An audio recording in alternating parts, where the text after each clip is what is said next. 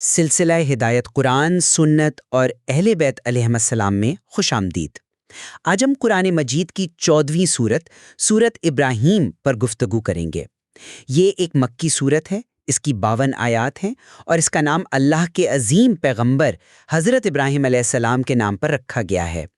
یہ سورت توحید، رسالت اور معاد جیسے بنیادی عقائد کو مضبوط کرتی ہے، لیکن اس کے پیغام کے مرکزی محور پر ایک دلچسپ بحث موجود ہے جسے آج ہم زیر غور لائیں گے۔ سوال یہ ہے کہ کیا سورت ابراہیم کا بنیادی پیغام فرد کی ذاتی روحانی ثابت قدمی اور ایمان کی مضبوطی پر ہے، یا یہ ایک صالح اور محفوظ معاشرے کے قیام کا اجتماعی خاکہ پیش کرتی ہے؟ میرا ماننا یہ ہے کہ اس سورت کا جوہر فرد کے اپنے باطنی استحکام اور اس کے ذاتی عقیدے کی پختگی میں پوشیدہ ہے۔ اور میں سمجھتا ہوں کہ یہ زاویہ تھوڑا محدود ہے۔ میرا استدلال یہ ہے کہ سورت ابراہیم فرد کی اصلاح کو ایک بڑے اجتماعی منصوبے کا حصہ قرار دیتی ہے۔ مطلب اس کا مرکزی پیغام ایک محفوظ اور انصاف پر مبنی معاشرے کی بنیادیں فراہم کرنا ہے، جگہ انفرادی ایمان اجتماعی فلاح و بہبود کا ذریعہ بنتا ہے۔ تو آئیے اس گفتگو کا آغاز سورت کی پہلی آیت سے کرتے ہیں۔ الف لام را کتاب انزلناہ الیک لتخرج الناس من الظلمات الی النور۔ الف لام را یہ ایک ایسی کتاب ہے جسے ہم نے آپ کی طرف نازل کیا تاکہ آپ لوگوں کو ان کے رب کے اذن سے اندھیروں سے نکال کر روشنی کی طرف لائیں۔ یہاں قرآن کا مقصد بالکل واضح ہے۔ پیغمبر کا کام ہے لوگوں کو ظلمات، یعنی آپ کہہ لیں کہ کفر، جہالت اور ظلم کی تاریکیوں سے نکالنا۔ یہ ہر فرد کے لیے ایک روحانی نجات کا عمل ہے۔ ظلمات کا صیغہ جمع اس لیے ہے کہ گمراہیاں انگنت ہیں، لیکن نور واحد ہے کیونکہ حق اور توحید کا راستہ ایک ہی ہے۔ تو یہ ہر فرد کی انفرادی رہنمائی ہے۔ اچھا، لیکن یہاں پر ایک سوال ہے۔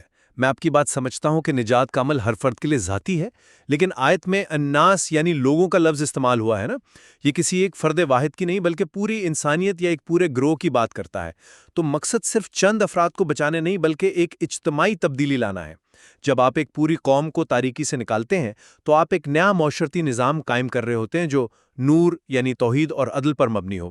تو میرے خیال میں یہ آیت انفرادی نجات سے زیادہ ایک سماجی انقلاب کا اعلان ہے۔ جی بالکل، لیکن اس اجتماعی تبدیلی کی بنیاد تو فرد کا ذاتی عقیدہ ہی بنتا ہے۔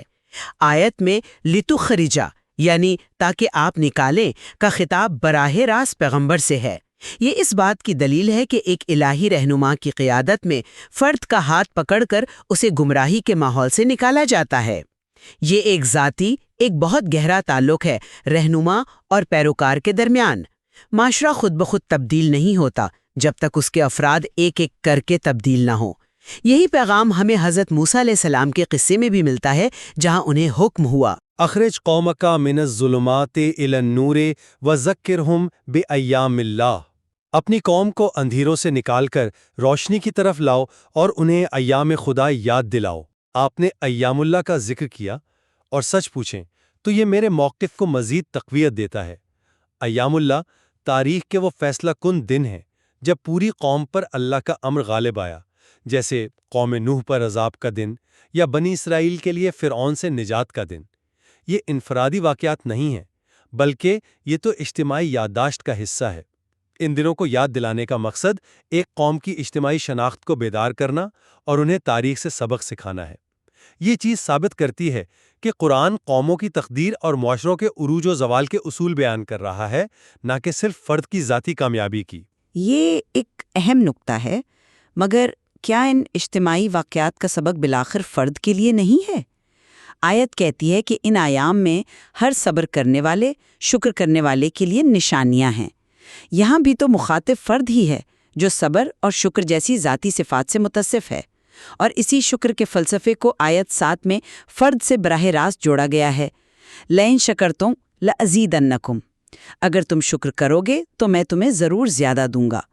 یہ وعدہ ہر فرد کے لیے ہے۔ میں اس سے انکار نہیں کر رہا کہ فرد اہم ہے، لیکن شکر اور کفر کے نتائج صرف ذاتی نہیں ہوتے بلکہ اجتماعی ہوتے ہیں۔ جب ایک قوم اجتماعی طور پر شکر گزار ہوتی ہے تو اللہ اس پر اپنی نعمتیں بڑھا دیتا ہے، اور جب وہ ناشکری کرتی ہے تو اس پر عذاب آتا ہے۔ دیکھیں، شکر کا مطلب صرف زبانی اعتراف نہیں، بلکہ نعمتوں کو صحیح جگہ یعنی معاشرے کی بھلائی کے لیے استعمال کرنا ہے۔ امام جعفر صادق علیہ السلام کے قول کے مطابق شکر یہ ہے کہ نعمت کو خدا کی نافرمانی میں استعمال نہ کیا جائے۔ یہ اصول فرد اور معاشرہ دونوں پر لاگو ہوتا ہے۔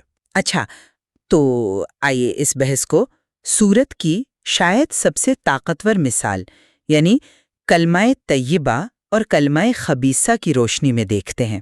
آیت 24 میں فرمایا، کلماتن طیبتن کشجرتن طیبتن اصلھا ثابتن وفرعھا فی السماء۔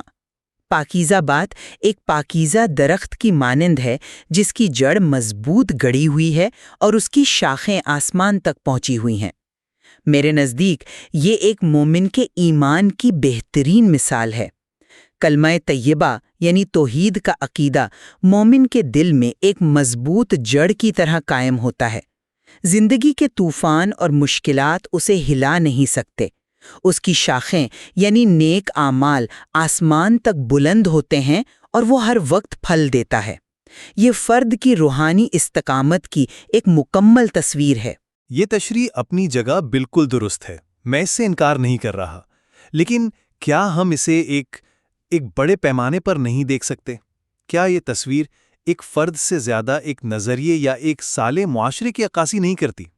ایک ایسا نظام جس کی بنیادیں اصلھا ثابتن، انصاف اور توحید پر قائم ہوں، جس کا دائرہ اثر وفرعھا فی السماء وسیع ہو، اور جو ہر وقت اپنے لوگوں کو امن، علم اور خوشحالی کا پھل تؤتی اکلھا کل حین دیتا ہو۔ اور اس کے برعکس کلمہ خبیثہ کی مثال ایک ایسے درخت کی ہے جسے جڑ سے اکھاڑ دیا گیا ہو، ما لہا من قرار، یعنی اس میں کوئی استحکام نہیں۔ یہ شرک اور ظلم پر مبنی نظام کی تصویر ہے جو کبھی پائیدار نہیں ہو سکتا۔ آیت 27 میں قول ثابت پر قائم رکھنے کا وعدہ بھی اسی استحکام کی طرف اشارہ کرتا ہے جو فرد کے ساتھ ساتھ ایک صالح معاشرے کی بھی بنیادی ضرورت ہے۔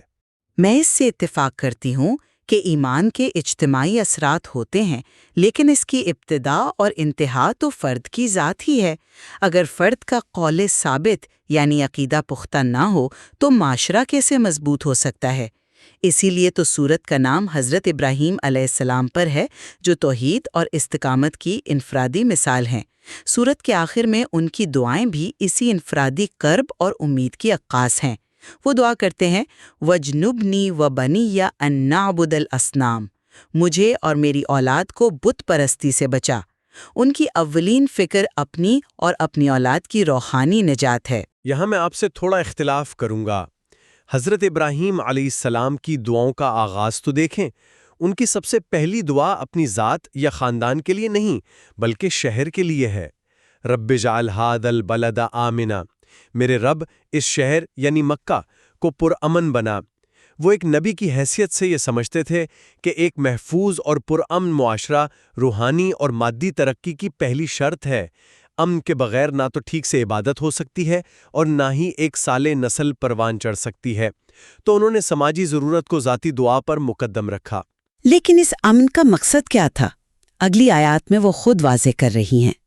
ربنا انی اسکنت من ذریتی بواد غیر ذی زرع عند بیتک المحرم ربنا لیقیموا الصلاۃ، ہے ہمارے رب، میں نے اپنی کچھ اولاد کو ایک بے آب و گیا وادی میں تیرے محترم گھر کے پاس بسایا ہے، اے ہمارے رب، تاکہ یہ نماز قائم کریں۔ یہاں بھی مرکزی نقطہ عبادت کا قیام ہے، جو ایک ذاتی اور روحانی عمل ہے۔ معاشرتی امن اس عظیم انفرادی مقصد کے حصول کا ایک ذریعہ ہے۔ جی، لیکن نماز کا قیام بھی صرف ایک انفرادی عمل نہیں بلکہ ایک اجتماعی نظام کی علامت ہے۔ اور ان کی دعا کی وسعت دیکھیں، وہ صرف اپنی اولاد پر نہیں رکتے بلکہ آخر میں کہتے ہیں، ربنا اغفر لی ولوالدی وللمؤمنین یوم یقوم الحساب، اے ہمارے رب، حساب کے دن مجھے، میرے والدین اور تمام مومنین کو بخش دینا۔ ان کی فکر ایک فرد سے شروع ہو کر خاندان اور پھر پوری امت تک پھیل جاتی ہے۔ یہ ایک ایسے رہنما کی سوچ ہے جو ایک عالمی اور اجتماعی امت کا تصور رکھتا ہے۔ بلا شبہ ان کی فکر میں وسعت ہے، لیکن اس پوری بحث کا نچوڑ سورت کی آخری آیت میں ملتا ہے۔ ھذا بلاغ للناس ولینذروا بہ ولیعلموا انما ہوا الہ واحد ولیذکر اولو الالباب۔ یہ یعنی قرآن لوگوں کے لیے ایک پیغام ہے تاکہ اس کے ذریعے لوگوں کو خبردار کیا جائے اور وہ جان لیں کہ معبود تو بس وہ ایک ہی ہے، نیز عقل والے نصیحت حاصل کریں۔ یہاں بھی حتمی مقصد توحید کا علم اور نصیحت کا حصول ہے، جو ہر صاحب عقل فرد کے لیے ایک ذاتی سفر ہے۔ اور میرا استدلال یہ ہے کہ یہ پیغام یعنی بلاغہ اور انتباہ لینذروا پوری انسانیت للناس کے لیے ہے۔ توحید کا علم جب ایک معاشرے کی بنیاد بنتا ہے تبھی حقیقی تبدیلی آتی ہے۔ یہ صورت ہمیں بتاتی ہے کہ ایمان ایک ایسا بیج ہے جو فرد کے دل میں بویا جاتا ہے، یہ ٹھیک ہے، لیکن اس کا مقصد ایک ایسا تناور درخت بننا ہے جس کے سائے میں پورا معاشرہ پناہ لے سکے اور اس کے پھلوں سے فیضیاب ہو۔ آخر میں یہ کہوں گی کہ سورت ابراہیم کا پیغام یہ ہے کہ معاشرے کی تبدیلی کی کنجی فرد کے ہاتھ میں ہے۔ جب تک فرد کا عقیدہ ایک مضبوط جڑ کی طرح قائم نہیں ہوتا، کسی پائیدار اجتماعی نظام کا تصور ممکن ہی نہیں۔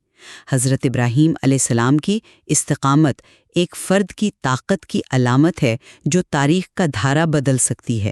اور میں اس بات پر قائم ہوں کہ سورت ابراہیم ہمیں سکھاتی ہے کہ فرد کی روحانیت کا اصل امتحان اور اس کی تکمیل ایک صالح معاشرے کے قیام کی جد و جہد میں ہے۔ ایمان صرف ایک ذاتی احساس نہیں بلکہ ایک سماجی ذمہ داری ہے، جس کا پہلا قدم، جیسا کہ حضرت ابراہیم علیہ السلام نے سکھایا، امن کا قیام ہے۔ یہ دونوں پہلو ایک دوسرے سے جڑے ہوئے ہیں، لیکن اس صورت کا جو وسیع تناظر ہے وہ اجتماعی فلاح پر زیادہ زور دیتا ہے۔